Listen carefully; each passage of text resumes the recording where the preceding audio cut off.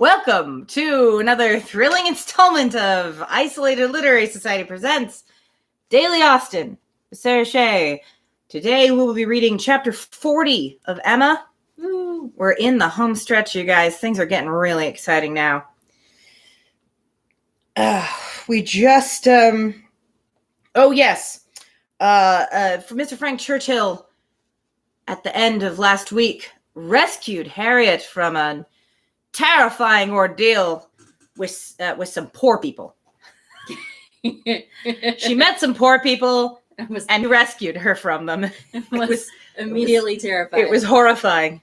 It was harrowing. Yes. But she's okay now. Everything's fine. Realistically, she was mostly okay at the time. Yeah, she was absolutely fine. She was physically anyway. She was mentally freaked out. Yeah. And her friend did not help. Well, yeah, no.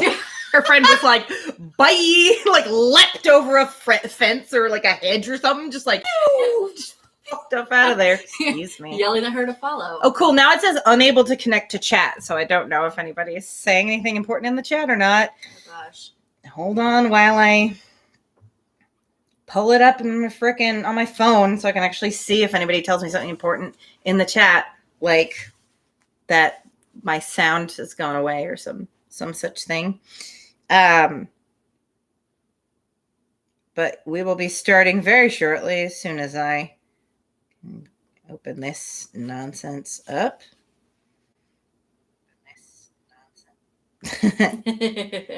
Okay. Oh, you guys both had no audio at the beginning, but SD now says audio I can see and hear, so that's good. I'm glad that I opened up the chat on my phone so I could actually see if you guys that you guys were having audio problems. I assume that means you can hear me now. I don't know what would have caused the problem before. Oh, except that when I set up this new video, it might have automatically set the audio to pull from my microphone, from the microphone I have attached for the GarageBand recording. Normally, I just use the built-in mic for the stream because it's more reliable. And it's worth having slightly less high-quality audio. You guys don't need high-quality audio for this. You just need to be able to hear me talk. So,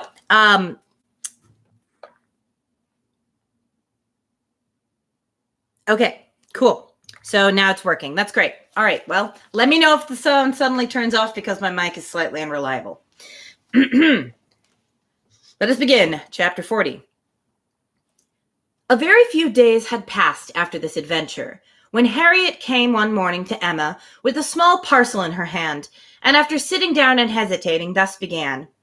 Miss Woodhouse, if you are at leisure, I have something that I should like to tell you, a sort of confession to make, and then, it will be over.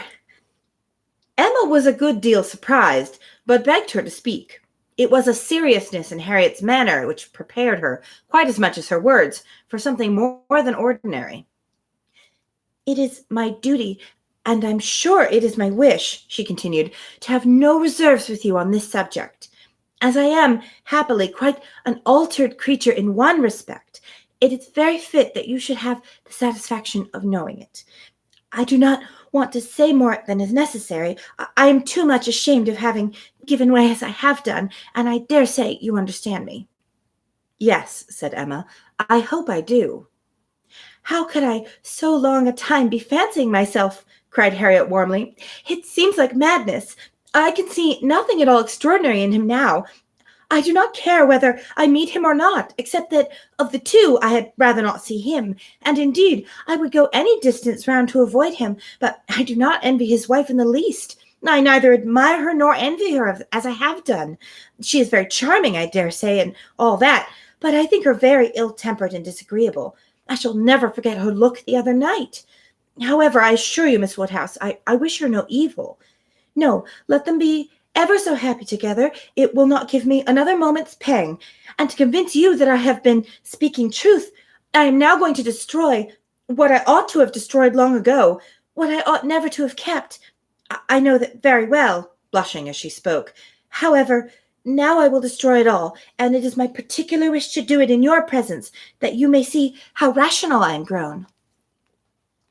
Can you guess what this parcel holds? Said she with a conscious look. Not the least in the world. Did he ever give you anything? No, I cannot call them gifts, but they are things that I have valued very much. She held the parcel towards her, and Emma read the words, most precious treasures on the top. Her curiosity was greatly excited. Harriet unfolded the parcel, and she looked on with impatience. Within abundance of silver paper was a pretty little Tunbridge-ware box, which Harriet opened. It was well lined with the softest cotton, but, excepting the cotton, Emma saw only a small piece of court plaster. Now, said Harriet, you must recollect. No, indeed, I do not. Dear me, I should not have thought it possible you would forget what passed in this very room about court plaster. One of the very last times we ever met in it.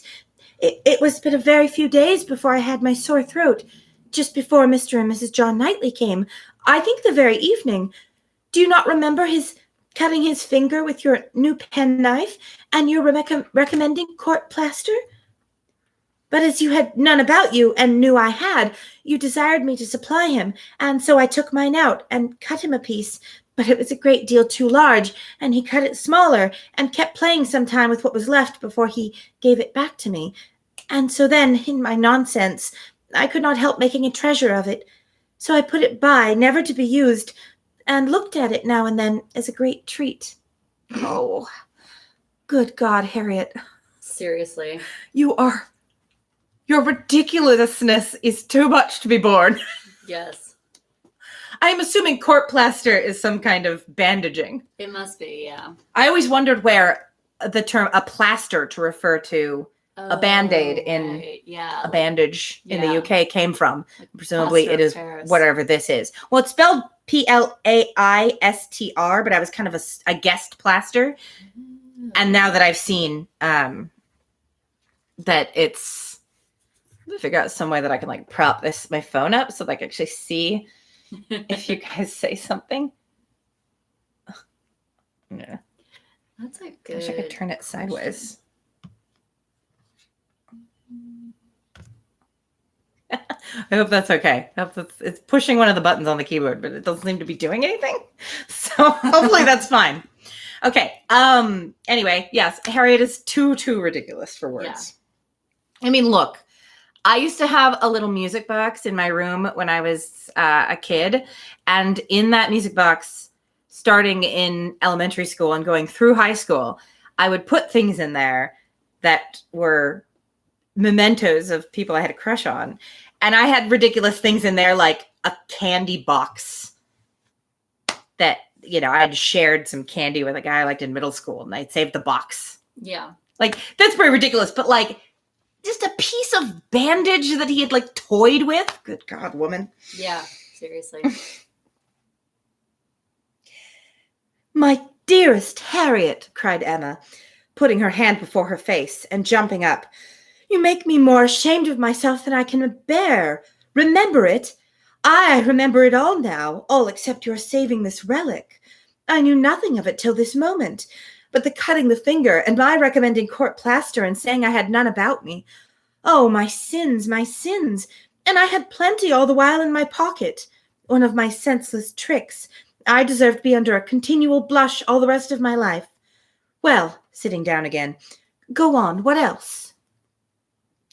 And had you really some at hand yourself? I am sure I never suspected. You did it so naturally. You're such a good liar, Emma. And so you actually put this piece of court plaster by for his sake, said Emma, recovering from her state of shame and feeling, divided between wonder and amusement, and secretly she added to herself, Lord bless me, when should I ever have thought of putting by in cotton a piece of court plaster that Frank Churchill has been pulling about? I never was equal to this. Here, resumed Harriet, returning to the box again, here is something still more valuable. I mean, that has been more valuable, because this is what did really once belong to him, which the court plaster never did. Emma was quite eager to see this superior treasure. It was the end of an old pencil, the part without any lead. This was really his, said Harriet. Do not you remember one morning? No, I dare say you do not. But one morning, I forget exactly the day, but perhaps it was the Tuesday or Wednesday before that evening, he wanted to make a memorandum in his pocketbook. It was about spruce beer.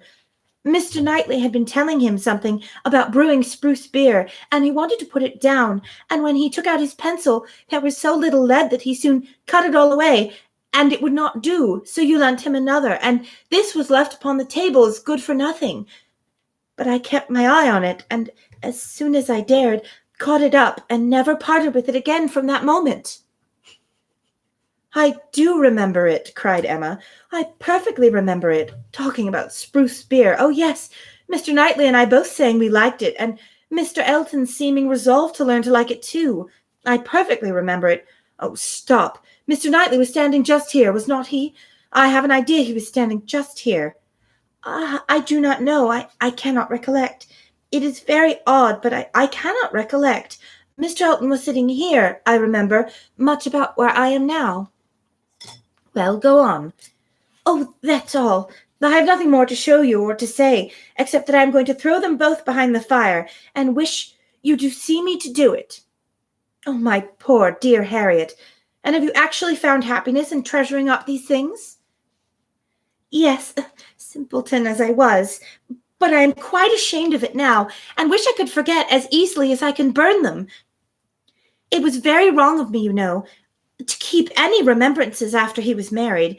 I knew it was, but had not resolution enough to part with them. But, Harriet, is it necessary to burn the court plaster? I have not a word to say for a bit of old pencil, but the court plaster might be useful. I shall be happier to burn it, replied Harriet. It has a disagreeable look to me. I must get rid of everything. There it goes, and there is an end, thank heaven, of Mr. Elton. And when, thought Emma, will there be a beginning of Mr. Churchill? Because Emma can't freaking help herself. Nope.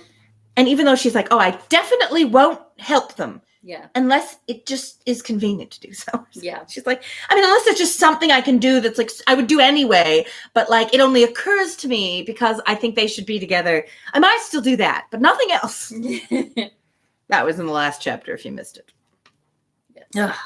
She had soon afterwards reason to believe that the beginning was already made, and could not but hope that the travelers, though she had told no fortune, though she had told no fortune, might be proved to have made Harriet's. What? Because she uses the G word for the travelers. So, although she had made no fortune, because they must be fortune tellers, they all are, right? Though she had made no fortune, she might have made Harriet's fortune. She's trying to make a joke. Gotcha. Okay. Yeah. She didn't tell anyone their fortune, but she might have made Harriet's fortune by throwing her and Frank Churchill together. Right. Okay, I see. Yes, we see what you did there, Jane. About a fortnight after the alarm, they came to a sufficient explanation, and quite undesignedly. Emma was not thinking of it at the moment, which made the information she received more valuable.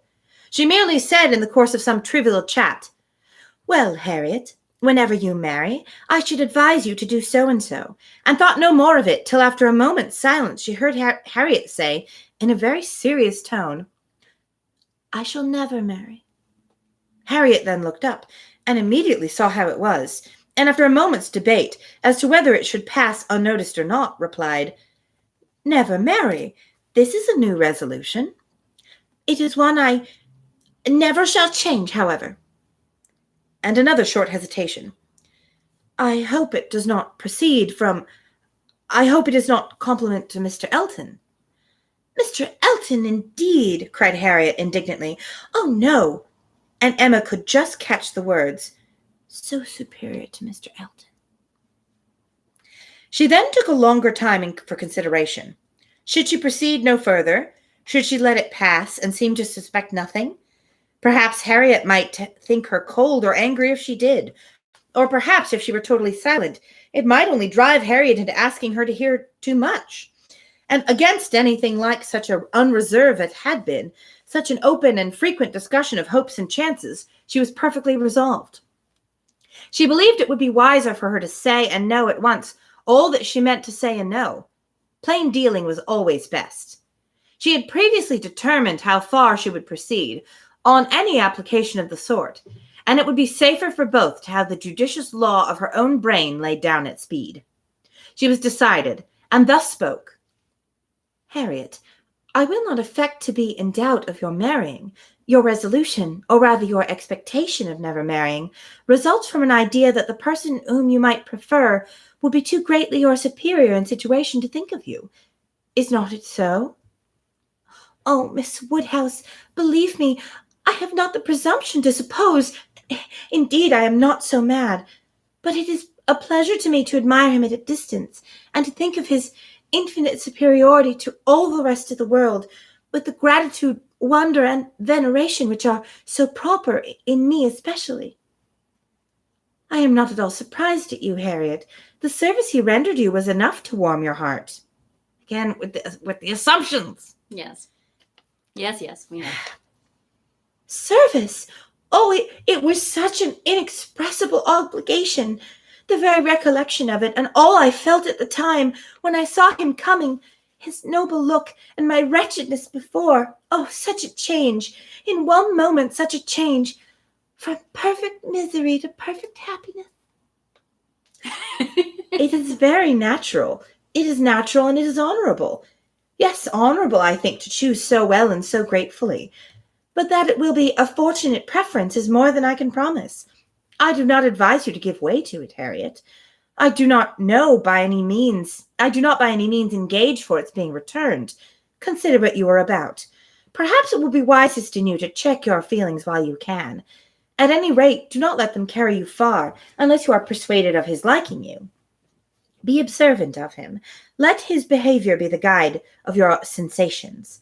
I give you this caution now because I shall never speak to you again on the subject. I am determined against all interference, except what I'm doing right now. Yes.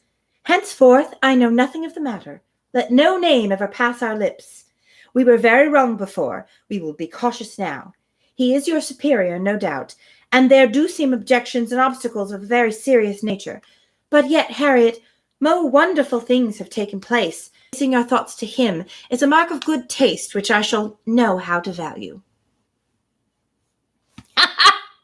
Sorry, Esty said roll back the simper a bit. Sorry. I'm getting a little too overdoing the Harriet a little bit. I apologize. Harriet raise and refine her mind. It must be saving her from the danger of degradation. Sure, whatever you say, Emma. Yeah. All right, chapter 41. In which I shall endeavor to roll back the simper a bit if Harriet says anything in this chapter. In this state of schemes and hopes and connivance, June opened upon Hartfield. To Highbury in general, it brought no material change. The Eltons were still talking of a visit from the Sucklings, and of the use to be made of their barouche landau.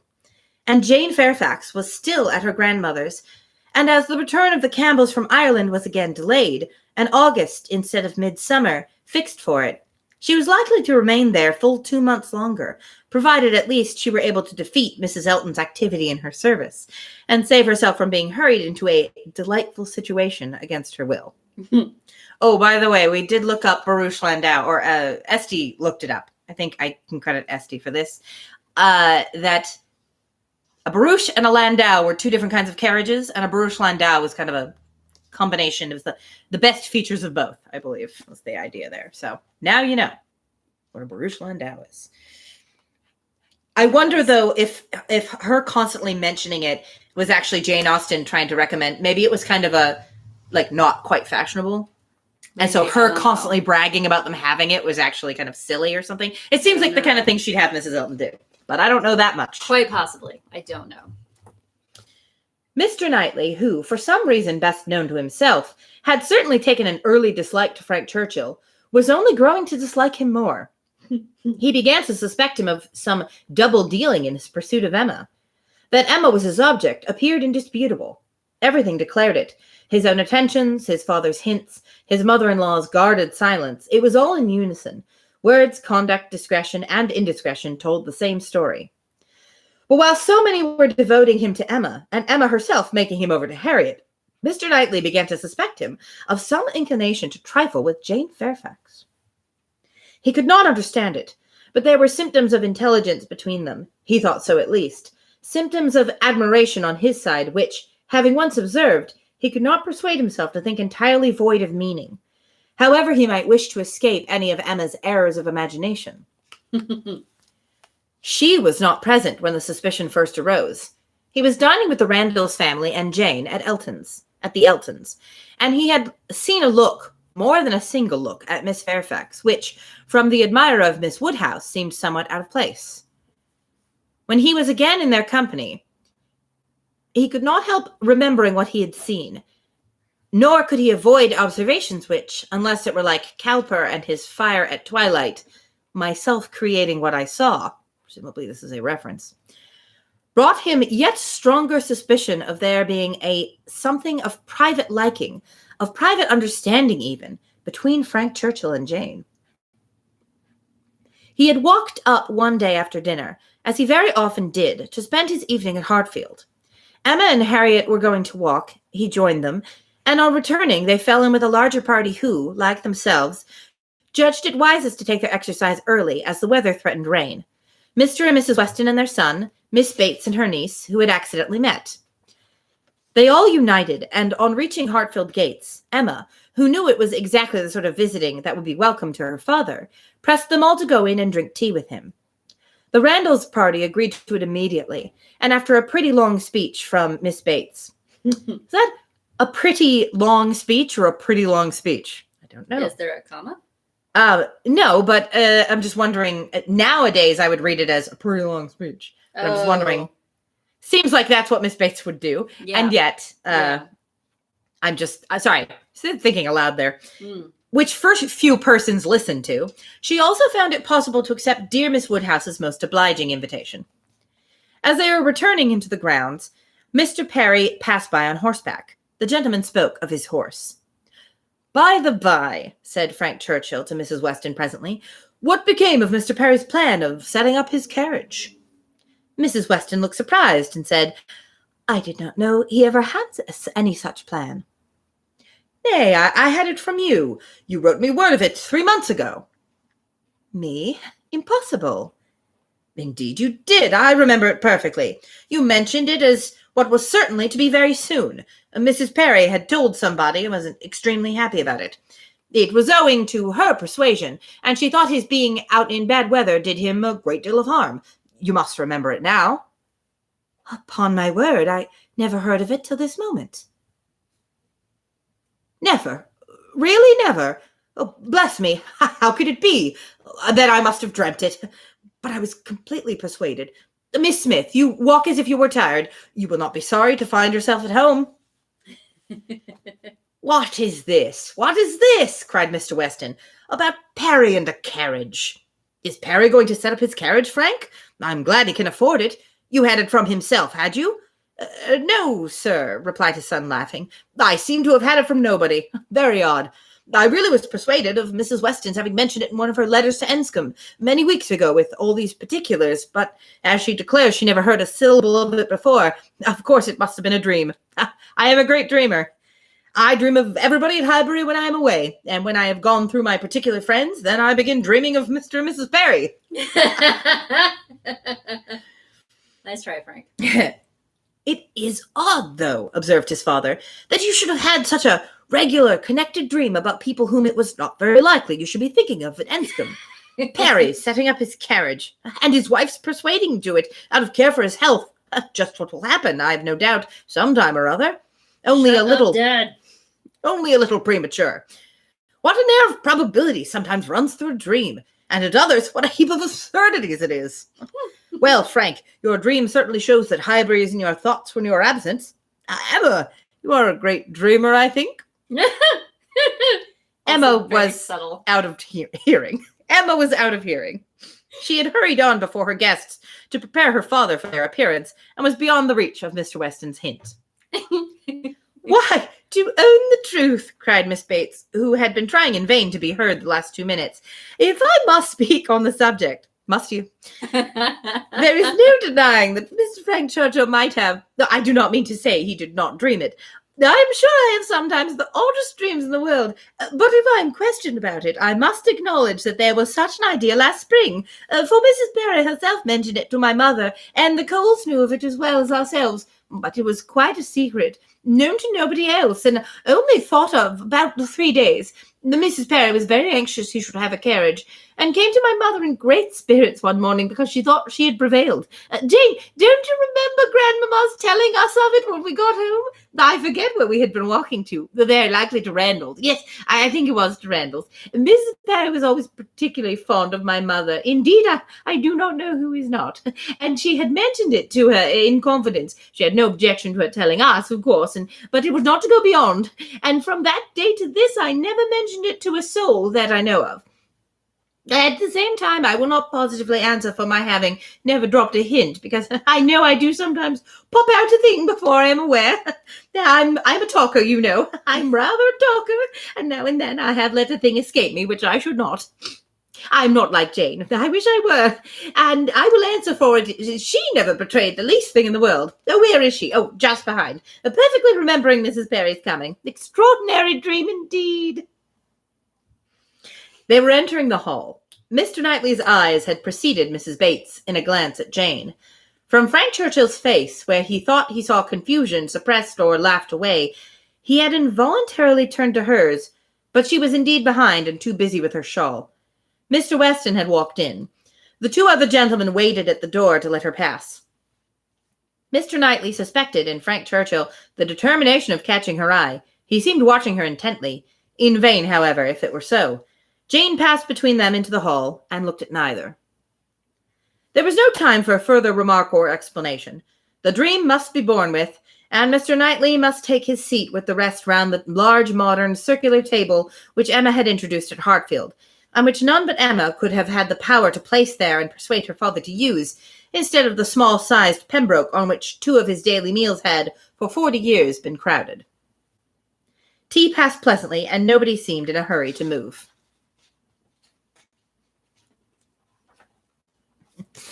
Oh, yes, Mr. Perry passed by on horseback. Sorry, I skipped an illustration. There's Mr. Perry passing by the party on horseback. So fascinating. Would you like to see Mr. Perry on his horse? Yes, it's very load-bearing to the plot. Yes, super important. Another super important illustration. Really adds something to your understanding of the story. Yes. Also, yes, Esty, I agree with your astute observation. Amazing that Miss Bates was, in fact, on this occasion, able to keep that secret when someone else did not. Yes. I'm saying someone else, even though Esty said the name of the person we know to say it, just in case someone listens to the recording that I am doing on GarageBand someday in the future, and they want to be slightly less spoiled than I have. Never let go of things that you ought not. I know I have on occasion. I am a talker, as anyone who knows me knows. Maybe not quite as bad as Miss Bates, but I dare say as I get older, I shall only get worse. Oh, where were we? Talking about a table. Yes. Tea passed pleasantly, and nobody seemed in a hurry to move. Miss Woodhouse, said Frank Churchill, after examining a table behind him, which he could reach as he sat. Have your nephews taken away their alphabets, their box of letters? It used to stand here. Where is it? This is a sort of dull-looking evening. There ought to be treated rather as...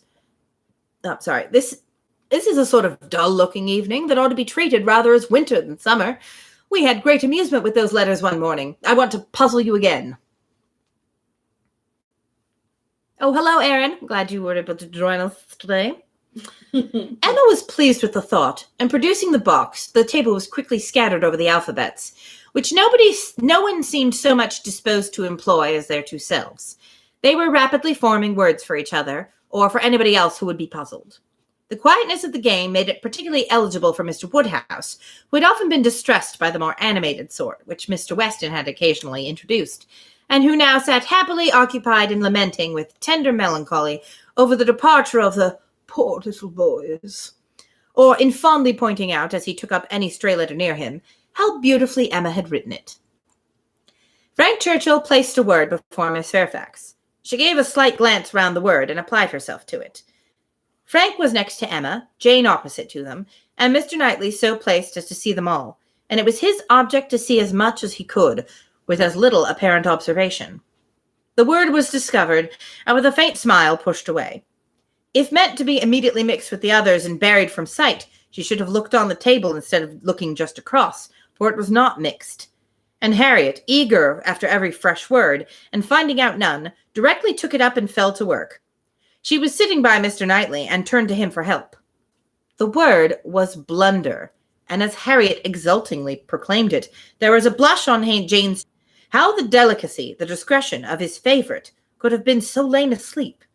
He feared there must be some decided involvement. Disingenuousness and double-dealing seemed to meet him at every turn. These letters were but the vehicle for gallantry and trick. It was a child's play chosen to conceal a deeper game on Frank Churchill's part. I confess I don't actually understand specifically what game they are playing here. I don't either. Are they doing like a word jumble where they're taking individual pieces of paper with letters written on them intended for making words for the little boys to read? I think so. And then handing them to someone to say, guess what word? I think so. That's my best guess. Having seen this in an adaptation before, that is kind of like that's essentially what it is. Kind of like Scrabble, but not the points, just like untangling the words and figuring out. You pick some letters, you hand them to somebody else, and try to get them to guess what word you were trying to create. Anagrams, that's what it is. Yeah. Yeah. Like bananagrams, old-timey bananagrams. That is my guess, anyway. Yeah, I think that's correct. All right. Let's see. Where the hell was I? With great indignation did he continue to observe him. With great alarm and distrust to observe also his two blinded companions. He saw a short word prepared for Emma, and given to her with a look sly and demure. He saw that Emma had soon made it out, and found it highly entertaining, though it was something which she judged it proper to appear to censure, for she said, "Nonsense, for shame." He heard Frank Churchill next say, with a glance towards Jane, "I will give it to her, shall I?" And as clearly heard Emma opposing it with eager, laughing warmth. "No, no, you must not. You shall not indeed." It was done, however. This gallant young man, who seemed to love without feeling, and to recommend himself without complacence, directly handed over the word to Miss Fairfax, and with a particular degree of sedate civility, entreated her to study it. Mr. Knightley's excessive curiosity to know what the word might be made him seize every possible moment for darting his eye towards it, and it was not long before he saw it to be Dixon. Jane Fairfax's perception seemed to accompany his. Her comprehension was certainly more equal to the covert meaning, the superior intelligence of those 5 letters so arranged. She was evidently displeased, looked up, and seeing herself watched, blushed more deeply than he had ever perceived her, and saying only, "I did not know that proper names were allowed," pushed away the letters with even an angry spirit, and looked resolved to be engaged by no other word that could be offered. Her face was averted from those who had made the attack, and turned towards her aunt. Hello, TC Highlights. I don't know who that is, but hello, I'm glad you've joined us. And turned towards her aunt. Very true, my dear, cried the latter, though Jane had not spoken a word. I was just going to say the same thing. It is time for us to be going, indeed. The evening is closing in, and Grandmamma will be looking for us. My dear sir, you are too obliging. We really must wish you good night. Jane's alertness in moving proved her as ready as her aunt had preconceived. She was immediately up and wanting to quit the table, but so many were also moving that she could not get away, and Mr. Knightley thought he saw another collection of letters anxiously pushed towards her and resolutely swept away by her unexamined. She was afterwards looking for her shawl, and Frank Churchill was looking also. It was growing dusk, and the room was in confusion, and how they parted, Mr. Knightley could not tell. He remained at Hartfield after all the rest, his thoughts full of what he had seen, so full that when the candles came to assist his observations, he certainly must, as a friend, an anxious friend, give Emma some hint, ask her some question. He could not see her in a situation of such danger without trying to preserve her. It was his duty. "Pray, "Pray, Emma," said he, "may I ask in what lay the great amusement, the poignant sting of the last word given to you and Miss Fairfax? I saw the word, and am curious to know how it could be so very entertaining to the one, and so very distressing to the other." Emma was extremely confused. She could not endure to give him the true explanation, for though her suspicions were by no means removed, she was really ashamed of having ever imparted them. "Oh," she cried, in evident embarrassment, it all meant nothing, a mere joke among ourselves." "The joke," he replied gravely, "seemed confined to you and Mr. Churchill." He had hoped she would speak again, but she did not. She would rather busy herself about anything than speak. He had a little while in doubt. A variety of evils crossed his mind. Interference, fruitless interference. Emma's confusion and the acknowledged intimacy seemed to declare her affection engaged. Yet he would speak. He owed it to her to risk anything that might be involved in an unwelcome interference rather than her welfare, to encounter anything rather than the remembrance of neglect in such a cause. "My dear Emma," said he at last, with earnest kindness, "do you think you perfectly understand the degree of acquaintance between the gentleman and lady we have been speaking of?" "Between Mr. Frank Churchill and Miss Fairfax? Oh, yes, perfectly. Why, do you make any doubt of it?" "Have you never at any time had reason to think that he admired her, or that she admired him?" "Never, never," she cried with a most open eagerness. "Never for the 20th part of a moment did such an idea occur to me. And how could it possibly come into your head?" "I have lately imagined that I saw symptoms of attachment between them, certain expressive looks which I did not believe meant to be public." "Oh, you amuse me excessively. I am delighted to find that you can vouchsafe to let your imagination wander, but it will not do. Very sorry to check you in your first essay, but indeed it will not do. There is no admiration between them, I do assure you, and the appearances which have caught you have arisen from some peculiar circumstances, feelings rather of a totally different nature. It is impossible exactly to explain, but there is a good deal of nonsense in it, and the part which is capable of being communicated, which is sense, is that they are as far from any attachment or admiration from one another as two beings in the world can be. That is, I presume it to be so on her side, and I can answer for its being so on his. I will answer for the gentleman's indifference." She spoke with a confidence which staggered, with a satisfaction which silenced Mr. Knightley. She was in gay spirits, and would have prolonged the conversation, wanting to hear the particulars of his suspicions, every look described, and all the wheres and hows of a circumstance which highly entertained her, but his gaiety did not meet hers. He found it could not be useful, and his feelings were too much irritated for talking. That he might not be irritated into an absolute fever by the fire which Mr. Woodhouse's tender habits required almost every evening throughout the year, he soon afterwards took a hasty leave, and walked home to the coolness and solitude of Donwell Abbey.